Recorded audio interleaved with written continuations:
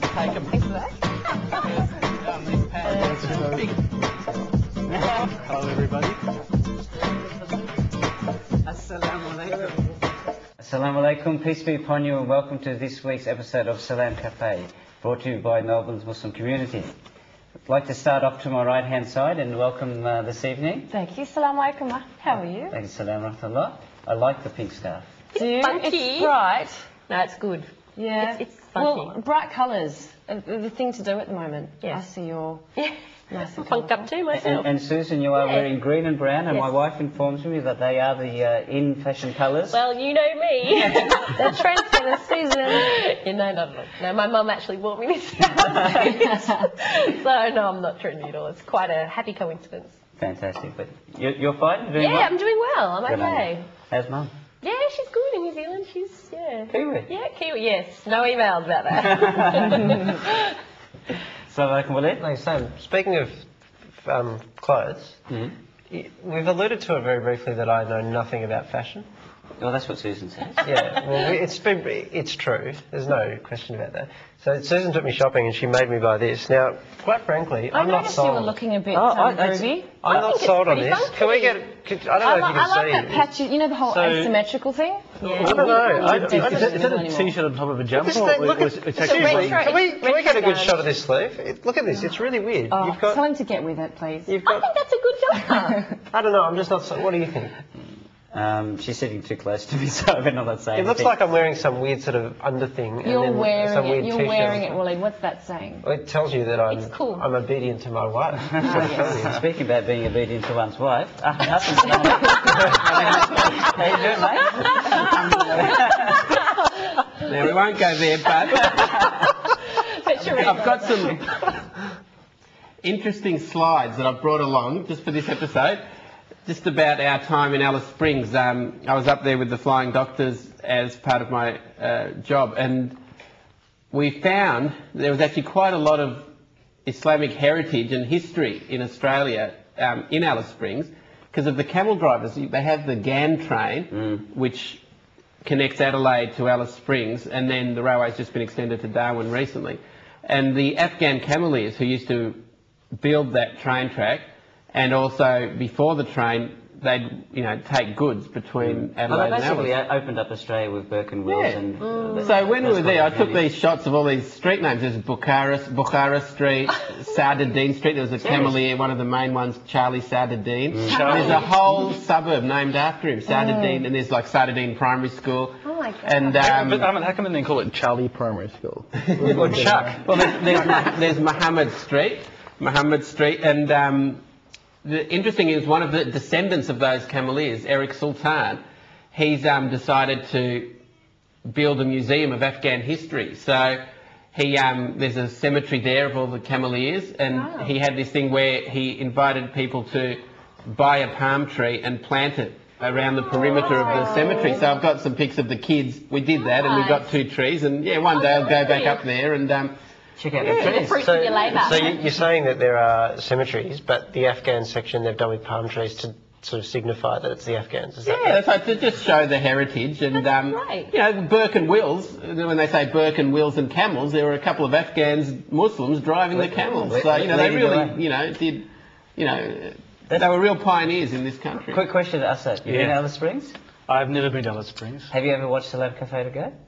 No, I haven't. Oh, you better watch it now.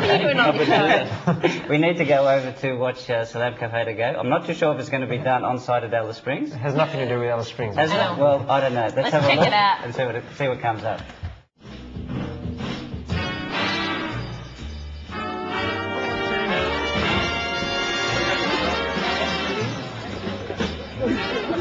So when I said, you've got a piece of cheese on your face! So what's our selection? About now. What's the time now? 20 past 3. 3 past 3. 20 past 3.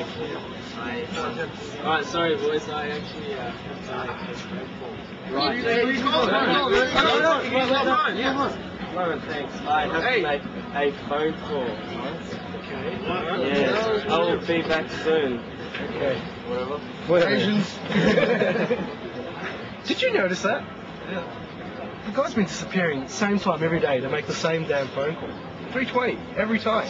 I know, that's a bit peculiar, huh? A bit weird every day. So be alarmed and don't be afraid. Hey, I think let's just go investigate. Check this out. Let's go, guys. Come on, team.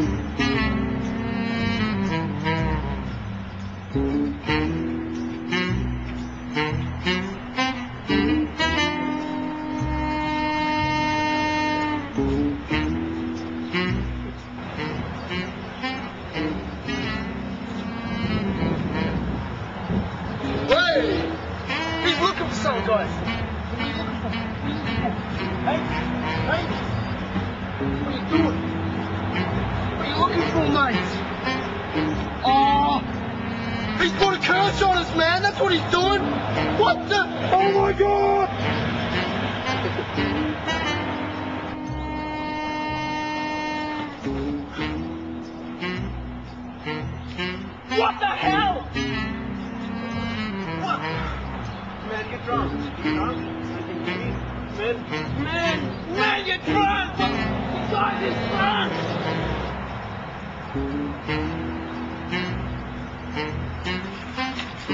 I think he's having a heart attack. Does anyone, for the love of God, does anyone have a Band-Aid?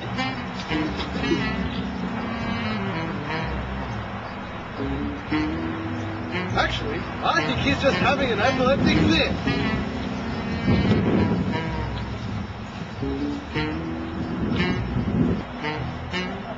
Alright guys, come in. Come in, I know what's going on here. What? He's Muslim. I know what we should do. We should take his Yazio. They'll sort him out. They'll take care of him. Right, let's get him. Hey, I'm a Muslim, I've just been praying! Wait! What? Just been praying, man. What, is this what you do every day? Yes. 3:20. I just prayed. So you haven't been making no phone calls? No. So you've been praying? What are you hiding from us, man? We understand. Alright, let's just leave him.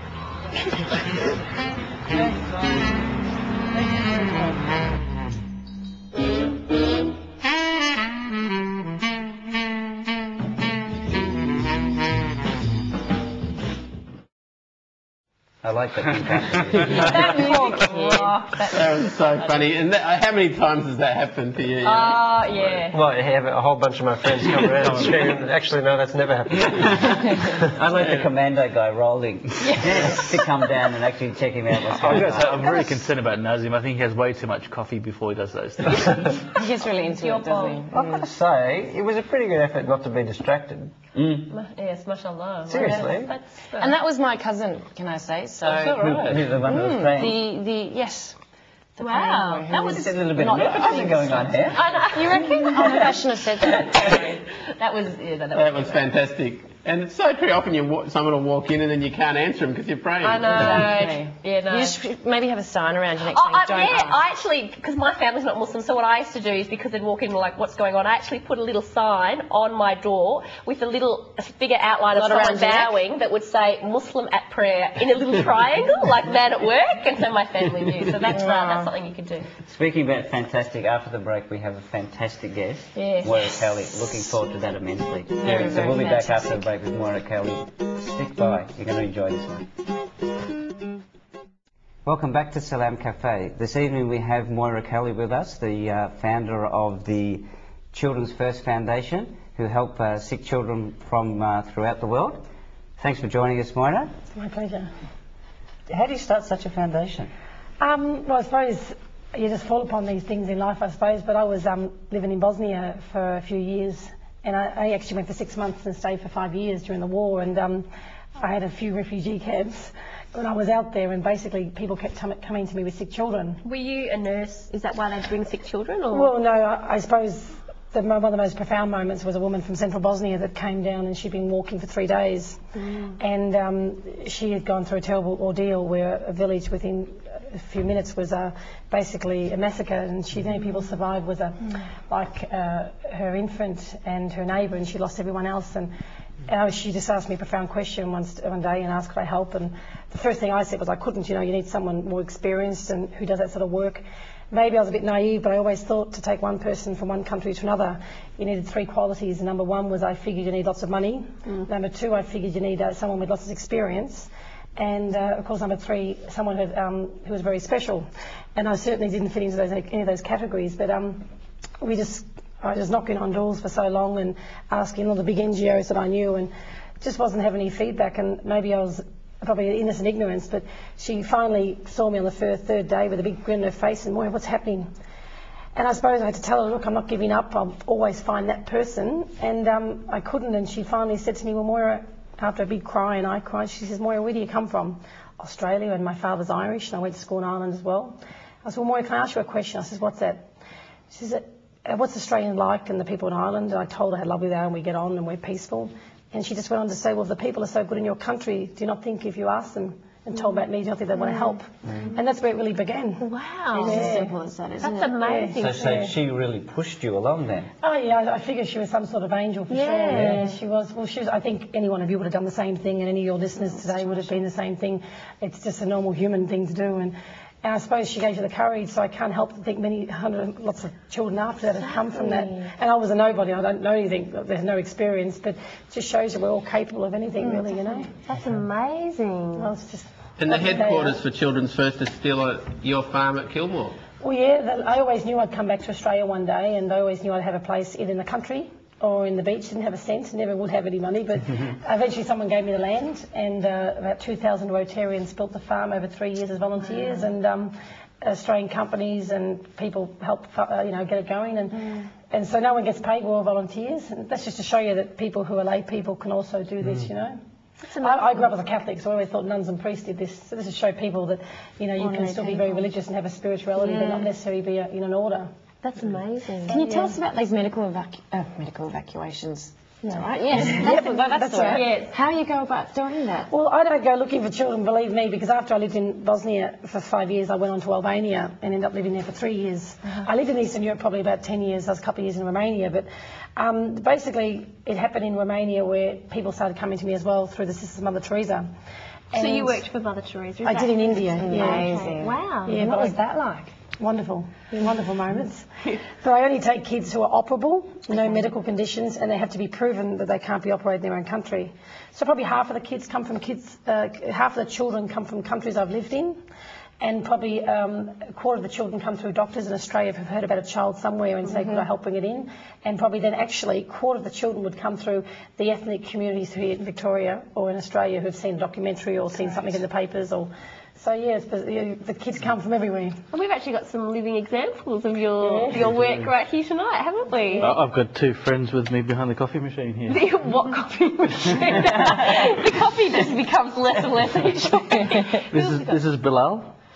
This is Ahmed. Nice to have you guys. Hello, That's hi, awesome. Ahmed. Can you tell us a bit about how you got to know these guys and well, their story? Ahmed's a long story. You'll have to read the book one day, but Ahmed's my nice fella. I actually saw a picture of Ahmed kicking a footy in the Herald Sun. in the Herald Sun. I remember that about a year That ago. with Kevin Sheedy. So you're already famous before you came here. Now I remember. Yes, superstar. And Ahmed was on a Channel 7 documentary called Brother in Arms when he first had his operation and came out, and he's walking and running now. He's doing really well. Yeah. So Ahmed's from Iraq, but he's sort of working with the Australian government to try and keep Ahmed here. He has no family in Iraq. And so he's my whole life, and I like to think that I'm his as well. Yeah. So he's like your son. Oh, he is. Yeah, definitely. I need him as much as So he needs me. where did you find him? In Iraq. I went there during the sanction time. I travelled from Jordan by taxi. Wow. And met him with another little boy I've been told about when I was in Albania by a nun in Albania. You've been on some And adventures, so, I'm sure. and then of course if you'd met those 2 boys, and I mean the most beautiful thing about Ahmed was he turned around, because Manuel's another little boy from Iraq I have as well, and he had no hand and no leg as well, but he was younger, and Ahmed said to me, before I left, he said, Miss Kelly, he says, you're going to definitely come back for me. I said, I promise you I'll come back. And do you think the doctors will be able to help us? And I said, well, I can't promise you. I won't say anything until I had the 100%, but my tummy feels good about it. I've got those lovely butterflies. And he said, well, Miss Kelly, it might be hard taking the two of us, but if you have problems, why don't you just come back and get a manual, because I'm bigger, and come back and get me another time. Very good guy. Very good guy. That's just like Good for you. any human being would have gone. So Ahmed was born without 4 limbs due to birth defects, probably from radiation. We think so. We don't. So what have they done with your legs now? Well, he hasn't got a microphone, so... Moira, you can speak first. Well, yeah, he's basically had a double amputation, a bilateral amputation, because he had all callus in the legs were in like this. And he's been given 2 beautiful legs, and he's actually having his 3rd leg at the moment, so he's getting taller. All new trousers, all new shoes every time you're changing. And I don't do anything for his arms, because he does everything. He's got the most beautiful handwriting with his stumps. He puts kids in seatbelts, he does everything. Vacuums the house, still does the jobs like Oh, go boy. Speaking of kids, you've got quite a few living at your place at the moment, haven't you? How many? I think in Australia at the moment I have 16. And Well, just sorry, in one house. It's a big house. Are you sure you're not Lebanese?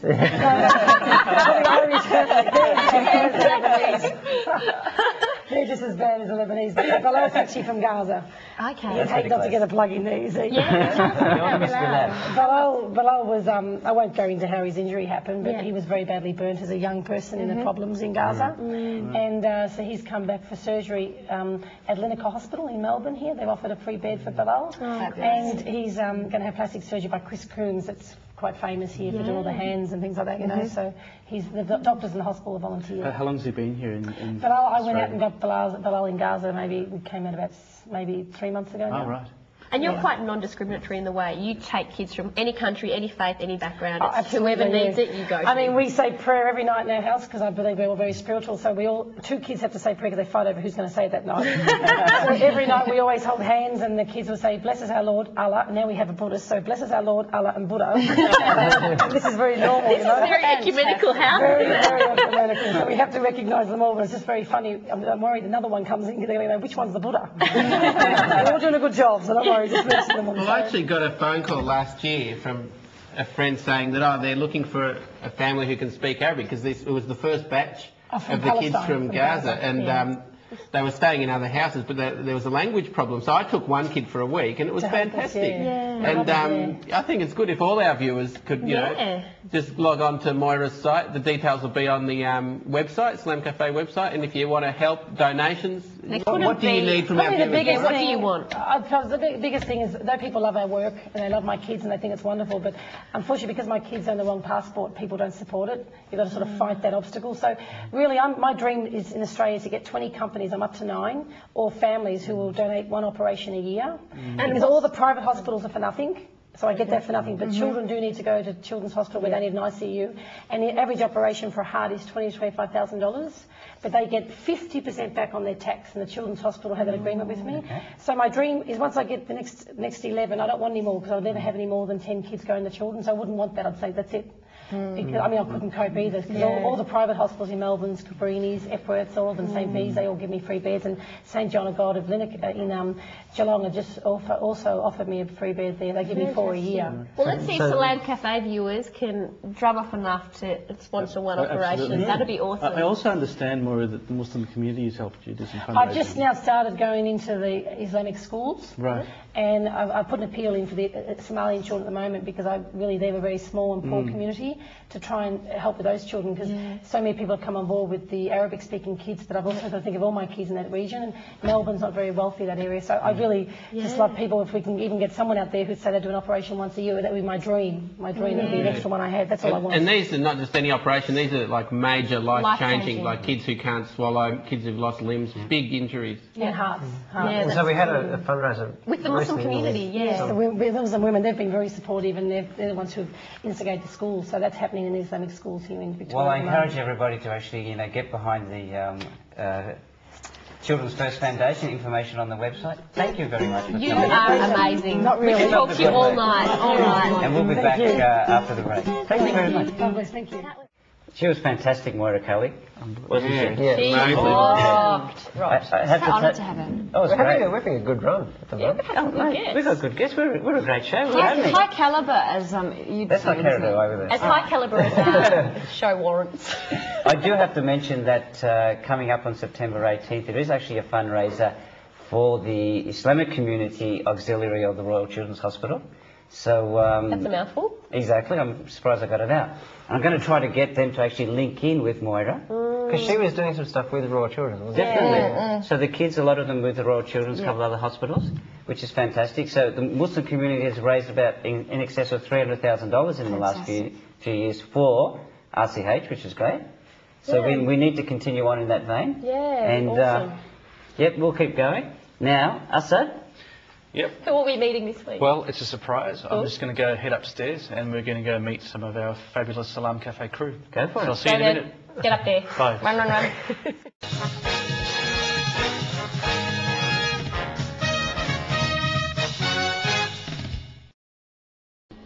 Okay, we're upstairs in the engine room of Salam Café here to meet one of our crew. Come around this way. In front of all these TVs, hard at work. Hello. Oh, hi. Assalamu alaikum. How's it going? Good. Introduce yourself to our viewers. I'm Hannah Hagos. I'm the liaison officer at Salam Café. As well, I'm the direct assistant. Assistant Director and Liaison Officer. Yes. Very important. I think so. Who's your favourite panel member? And be honest. Okay, I'll try to be honest. I think Susan is my favourite. Does Nazim really look like a rodent? Yes, he does, yeah. Do you think the guy making the coffee is a central character on the show? Yes, he is. That's the reason why we have 14,000 viewers. Absolutely. I agree with you on that. What does the guest liaison officer do? We basically make the guest happy and he enjoys his time while he's here with us, so having a bit of coffee as well. Do you have an expense account? No, I don't at the moment. Tell me the truth, go on. Maybe around, 15,000. What do you do when you're not on Salam Cafe? I'm a nursing student. Is that why you're the guest liaison officer? Yes, I am. That's why people who are here take care of you whenever you're on the show. Hannah Hagos, our assistant director and guest liaison officer. Thank you. Thank you very much. Thanks a lot, Assad.